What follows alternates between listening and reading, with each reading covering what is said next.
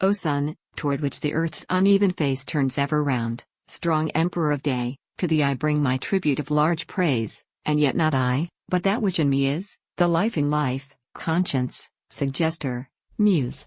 Not as to Quetzalcoatl came of old fame climbing worshippers with trump and drum, and human victims bared for sacrifice on dizzy Aztec altars, nor, indeed, as to Apollo with the golden hair and fiery chariot, who darted war against the lords and following of night, come I, O sun, to thee. Nor like the gabed throngs who on the eastern shore of ocean bow, kissing the trail of thy departing robes, do I, to thy downgoing, offer prayer. I, worshipper no less, but not of thee, rising a cool-breathed, night-releasing dawn, thank the unseen all-giver for thy day, and see in thee a race-strung instrument swept by his hand for harmonies of life. Not I alone salute thy springing beam, the mountains do thee homage first of all, and hinder, with their bold and rocky brows, thy swift, protracted ray.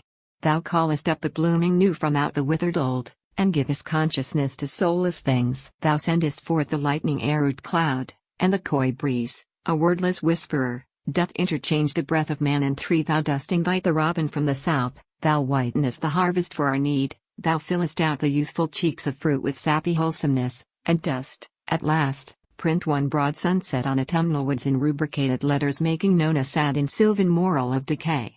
To tread where populations that are dust eked out their changeful lives, and left behind little beyond a ruin and a name, men trust the brief forbearance of the sea, but thou, above, silent, immutable, art long familiar with the scenes they seek, and hast beheld all times and nations fade. Though like the leaves the generations die, and though the ages in the past recede, spun by this pendulous swift wheel of earth in its fixed orbit by thy influence, thou makest man to endure. He ceases not, but stands with steadfast feet upon all time, nor shall he cease while yet tomorrow holds its one remove away.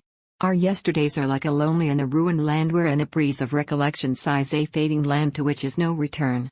Uncertainly we bode the life to come, yet deem we stand upon the topmost height material, but this, that thinks and dreams this many-tided vaster sea within baffles itself, and knows not what it is, save that its being is enlinked with thine. And thou, O sun, dost look on many worlds, on 8 moons Saturn with his shining rings, on Jupiter, on Venus, pearl of dusk. Thou dost behold thy worlds, and lay on them thy rays restoring finger. They receive their sight, and go rejoicing on their way, changing, we think, thy light and heat to life. But we, bound down, shut in on one small star, shall not know fully of those other spheres until the soul, updrawn by rays divine, out of this seed-like body blooms on high.